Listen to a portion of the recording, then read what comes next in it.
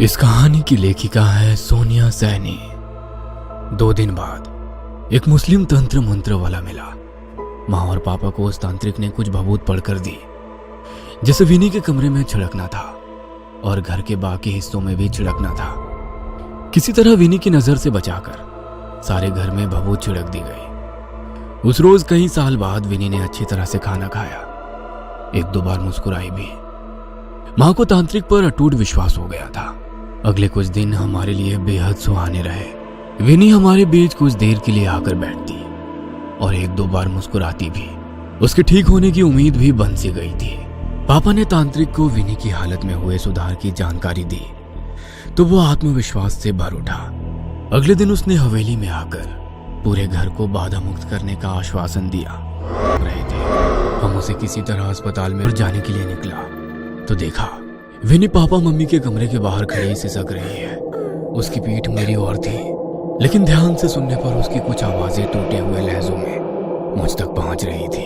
मैं कमरे की ओट में छिपकर सुनने की कोशिश करने लगा।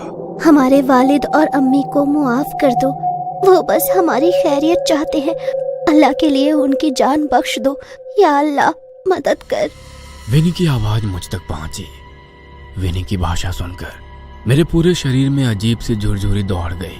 मेरे हिंदू परिवार में पली बड़ी बहन कब और कैसे इतनी शफाक उर्दू बोलने लगी, दिमाग काम नहीं कर रहा था।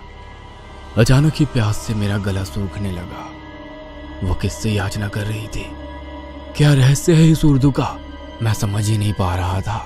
अगले कुछ दिन विनी ने अपने कमरे में ही बिताए। तीसरे दिन खाने की टेबल पर बैठते हुए उसने माँ से खीर खाने की फरमाइश की। माँ ने खुशी खुशी उसके लिए खीर बना दी। फिर धीरे धीरे उसकी खाने को लेकर मांग बढ़ती ही गई। कभी वो चाट मांगती तो कभी भटूरे। बस अपना खाना सीधा कमरे में उठाकर ले जाती। उसका पहली लकीरें उभर गई। ये कैसे हो सकता है? उन्होंने घड़े से निकालकर 1 गिलास पानी पिया। आप पहले क्यों नहीं आई? अब बहुत देर हो गई है। क्या मतलब है आपका? खुद को संभालिए मैडम जी, मैं जो बोलने वाली हूँ आप शायद बर्दाश्त नहीं कर पाएंगी। आपकी बच्ची पेट से है। क्या बकवास कर रही हैं आप? मैं सच कह रही हूँ। इतिहास खुद को दोहरा रहा है। ये सब पहली बार नहीं हो रहा है। लेकिन कैसे? कौन? मतलब हो क्या रहा है ये सब? मैं आपको पूरी बात बताती हूँ, आप थोड़ा धैर्य रखिए। मैं अपने अम्मी अब्बू की इकलौती संतान नहीं हूँ। तांत्रिक ने अब्बू को कहा, तुम्हारी बेटी का बचना बहुत मुश्किल है, लेकिन मेरी बेटी को हुआ क्या है और ये सब क्यों हो रहा है?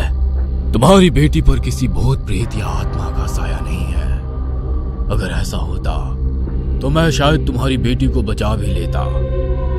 मतलब तुम्हारी बेटी के जिस्म को एक जिन्न ने अपने काबू में कर रखा है। जिन्न बहुत शक्तिशाली होते हैं, उन्हें रोकने की ताकत इंसान के पास नहीं है।